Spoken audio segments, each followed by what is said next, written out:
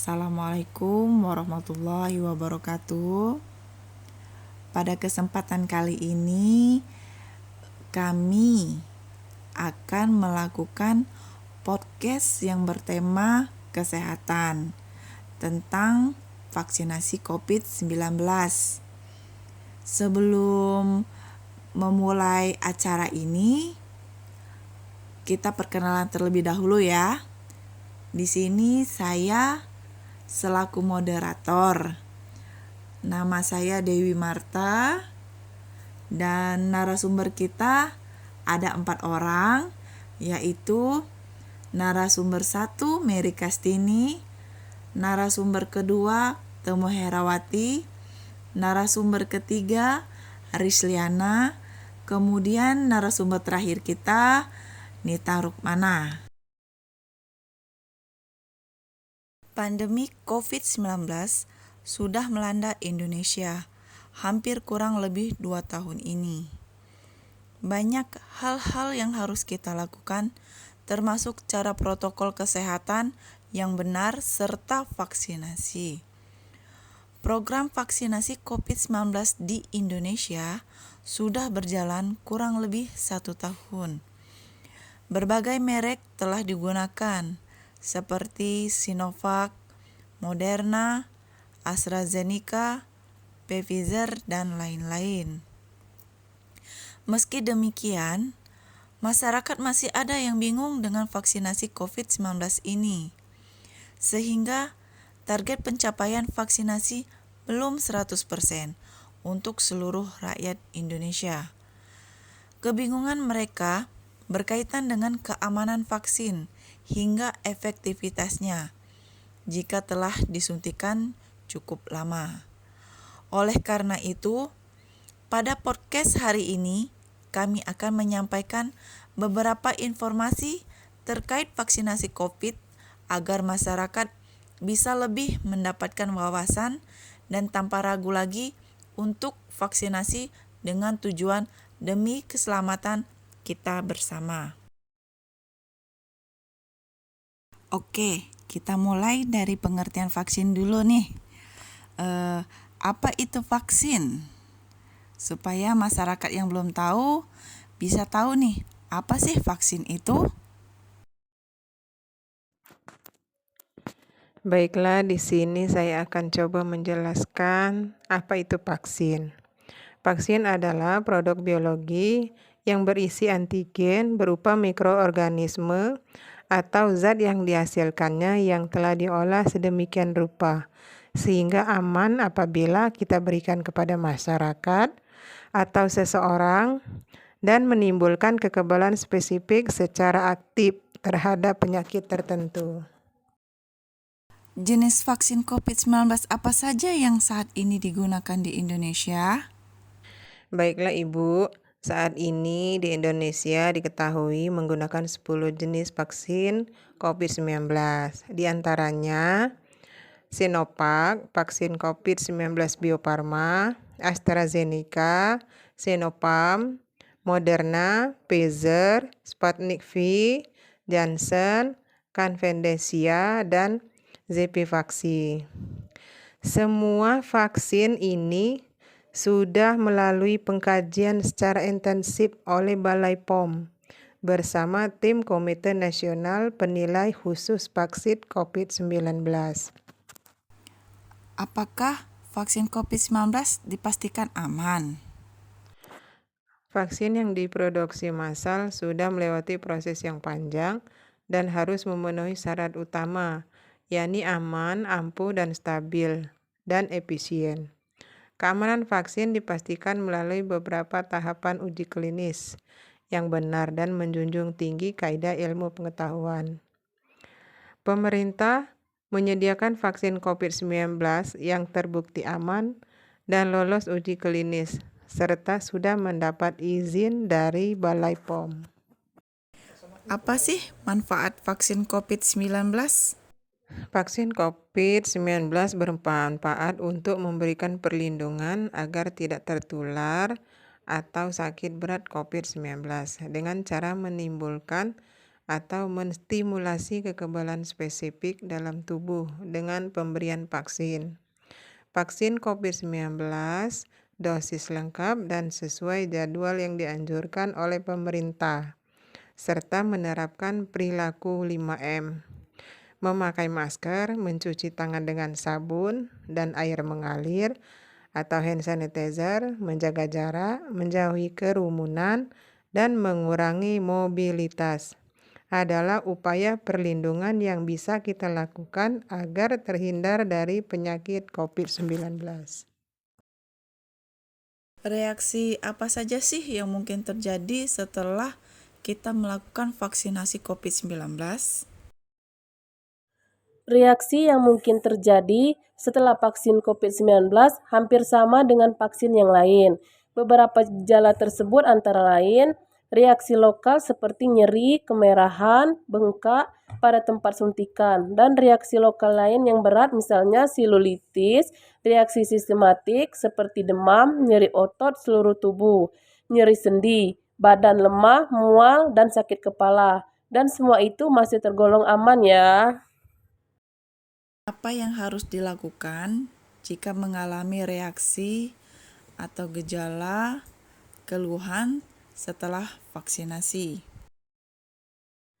Apabila mengalami reaksi atau gejala atau keluhan setelah vaksinasi, dimohon untuk tetap tenang. Segera lapor kepada petugas kesehatan yang ada di fasilitas pelayanan kesehatan yang memberikan layanan vaksinasi atau ke puskesmas terdekat. Ikuti petunjuk yang telah diberikan oleh petugas. Apakah setelah kita divaksin, kita kebal terhadap COVID-19? Vaksin tidak 100% membuat kita kebal terhadap COVID-19, namun akan mengurangi dampak yang ditimbulkan jika kita tertular COVID-19. Untuk itu, meskipun sudah divaksinasi, masyarakat harus tetap menerapkan protokol kesehatan dengan 5M. Apakah vaksin COVID-19 bisa diberikan bersamaan dengan jenis vaksin lainnya?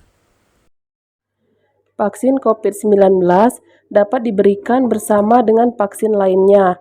Namun, karena vaksin COVID-19 adalah jenis vaksin baru, maka sebaiknya diberikan dengan jeda 28 hari atau 1 bulan dengan vaksin lainnya. Bagaimana vaksin bekerja dalam tubuh untuk melindungi kita? Dan seberapa ampuh vaksin ini melindungi kita dari penularan, masih diperlukan penelitian lebih lanjut untuk mengetahui rentan periode, jangka panjang, dan perlindungan vaksin COVID-19. Efektivitas atau seberapa ampuh suatu vaksin dapat melindungi dari penularan penyakit dapat dilihat dari hasil uji klinis. Berdasarkan data hasil uji klinis, vaksin yang tersedia terbukti aman dan dapat menimbulkan kekebalan terhadap COVID-19. Manfaat vaksin jauh lebih besar dibandingkan risiko sakit karena terinfeksi bila tidak divaksin. Apabila terjadi kejadian ikutan pasca imunisasi atau KIPI, dapat dilaporkan ke Pasienkes tempat pemberian vaksinasi. Kemudian akan ditindaklanjuti oleh focal point yang ada di masing-masing dinas kesehatan dan dikaji oleh Komite Pengkajian dan Penanggulangan KIPI yang ada di setiap daerah maupun nasional. Bagaimana dengan seseorang yang tidak tahu dirinya terkonfirmasi COVID-19 tetapi terlanjur divaksinasi? Apabila seseorang tidak mengetahui dirinya positif COVID-19 dan tidak ada gejala klinik yang dicurigai atau dalam kondisi sehat, lalu diberikan vaksin COVID-19, secara medis tidak ada efek samping yang akan ditimbulkan. Apakah orang yang sudah pernah terkonfirmasi COVID-19 boleh diberikan vaksin?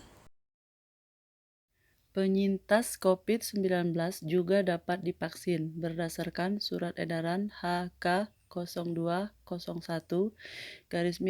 Romawi _2529 tentang vaksinasi COVID-19 bagi penyintas menyebut bahwa pemberian vaksinasi COVID-19 bagi sasaran penyintas COVID-19 dengan ketentuan sebagai berikut.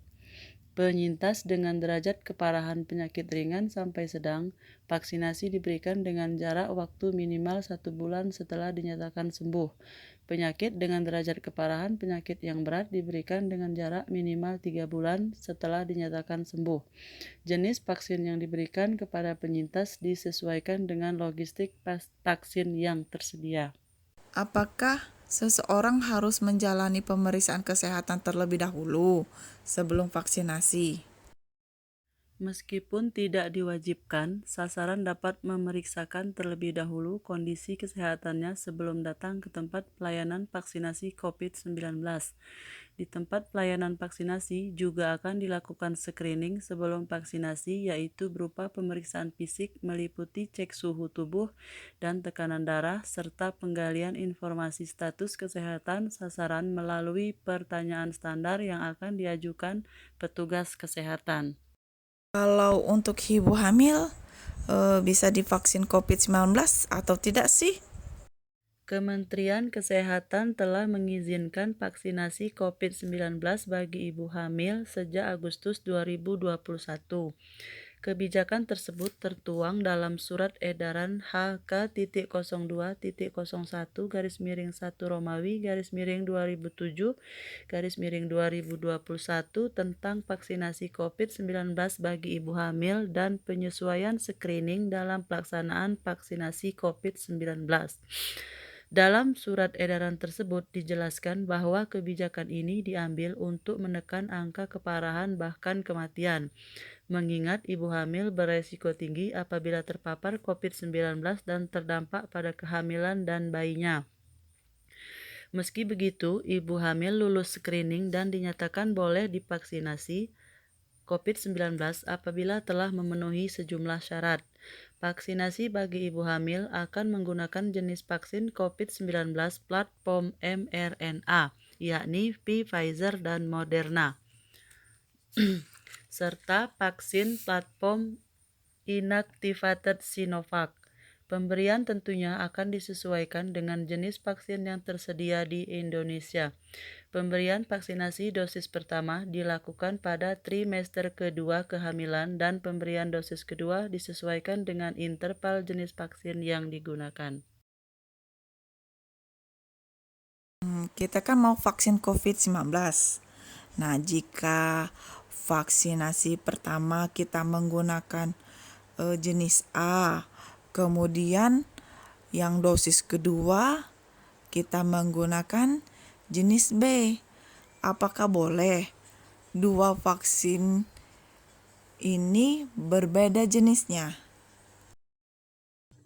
Prosesnya seperti ini. Vaksin pertama itu sudah meningkatkan antibodi di dalam tubuh, tetapi kadarnya vaksin pertama ini masih rendah, sekitar separuh dari dosis yang kedua. Contohnya vaksin Sinovac. Suntikan pertama vaksin Sinovac ini antibodi yang terbentuk baru separuh dari suntikan yang kedua. Nah, titer antibodi yang dapat menetralisasi virus ini baru terbentuk maksimal setelah 14 hari pasca suntikan yang kedua. Nah, dosis kedua ini berperan sebagai booster di dalam tubuh.